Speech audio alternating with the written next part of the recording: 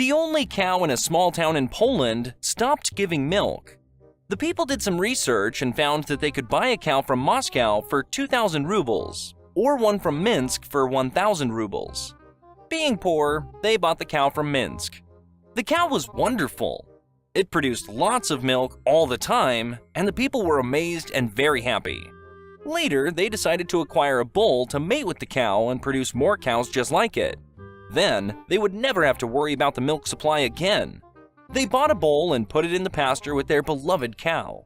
However, whenever the bull came close to the cow would move away. No matter what approach the bull tried, the cow would move away from the bull, and he could not succeed in his quest. The people were very upset and decided to ask the rabbi, who was very wise, what to do. They told the rabbi what was happening. Whenever the bull approaches our cow, she moves away. If he approaches from the back, she moves forward. When he approaches her from the front, she backs off. The rabbi thought about this for a moment, then asked, "Did you buy this cow from Minsk?" The people were dumbfounded. They had never mentioned where they had gotten the cow. You are truly a wise rabbi. How did you know we got the cow from Minsk? The rabbi answered sadly, "My wife is from Minsk." A woman dies and goes to heaven. When she gets to the pearly gates, she finds an angel waiting. What do I need to do to get in? She asks. You just need to spell a word. The angel replies. That doesn't sound bad. What word do I need to spell? She asks. Love, Replies the angel. Relieved, the woman quickly fires off. Love. The angel nods and opens the gate for her. Many months pass. Then, one day, the angel guarding the gate approaches the woman and asks if she would mind watching the gate for the day. The woman agrees and assumes her post. While she's there, a man approaches the gate, and it was none other than her husband. Oh, my love! She cries. What has happened to you so soon? My dear, I was a wreck the day you left me. I fell into a deep depression that couldn't be beaten. When you were in that accident, I couldn't sleep. I couldn't eat. I could do nothing but mourn for you, he says. I hope you eventually were able to move on and not live with that pain for too long. She consoles. Actually, he replies, there was a nurse that took wonderful care of you, and me as well. We eventually became very close, and she helped me so much. I eventually asked her to marry me. We were on our honeymoon when I got into a terrible skiing accident, and that's why I'm here. So, what do I need to do to get in? You simply need to spell a word. She tells him. That's it? What a relief! What word do I need to spell? He asks. She replies. Baccalaureate. Frank is hard of hearing and recently bought a new hearing aid. He is so happy with his new hearing aid that when he sees his friend Joe, he has to tell him about it.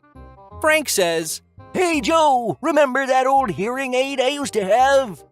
The one with the receiver in the shirt pocket? Remember how I was always messing with it, trying to turn up the volume? Boy, I've got a new hearing aid that's opened up a whole new world for me. I'm hearing things I've never heard before. Everything is coming in loud and clear. I got it for only $1,000 wholesale. If the company that made this hearing aid wanted me to do a commercial for it, I'd do it, and they wouldn't even have to pay me. I can hear a pin drop on a carpet in the next room. Joe responds, Well, Frank, that sounds great. What kind is it? Frank looks at his watch and says, About $4.15. A woman is angry because her husband is late coming home again. So she writes him a note saying, I've had enough. I've left you. Don't bother coming after me. Then she hides under the bed waiting to see his reaction. After a short while, the husband comes home. She can hear him in the kitchen before he comes into the bedroom. Then she sees him walk towards the dresser and pick up the note. After a few minutes, he writes something on it before picking up the phone and calling someone. She's finally gone. Yeah, I know, about time. I'm coming to see you. Put on that sexy lingerie that I bought you. I love you too. Can't wait to see you. He hangs up, grabs his keys, and leaves.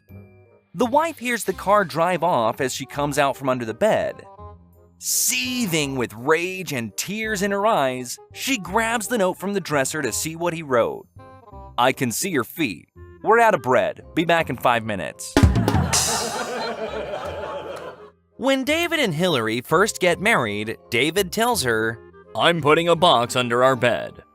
You must promise never to look inside it. For 30 years, Hillary keeps her promise and never peeks.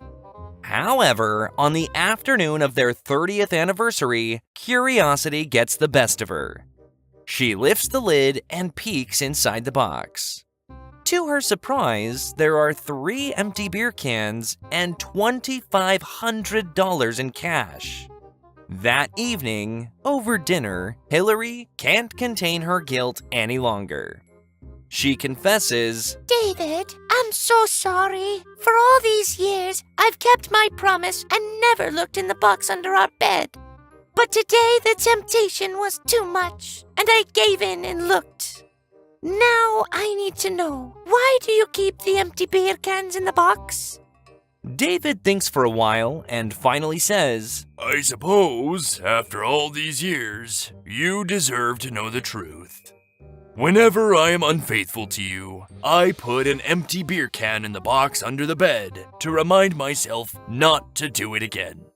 Hillary is shocked but says, I'm very disappointed and saddened, but I guess after all those years away from home on the road, temptation does happen.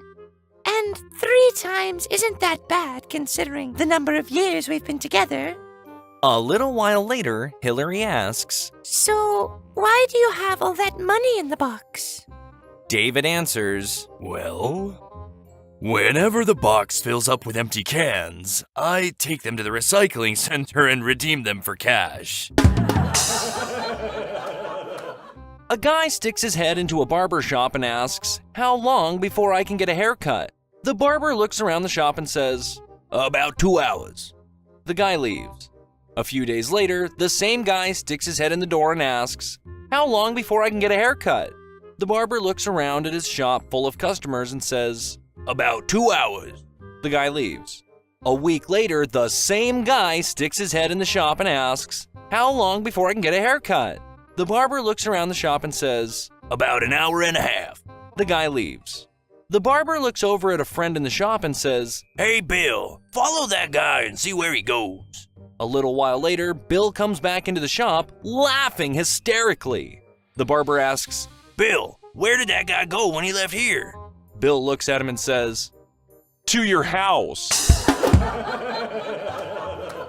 A 78-year-old man goes to the doctor for a checkup.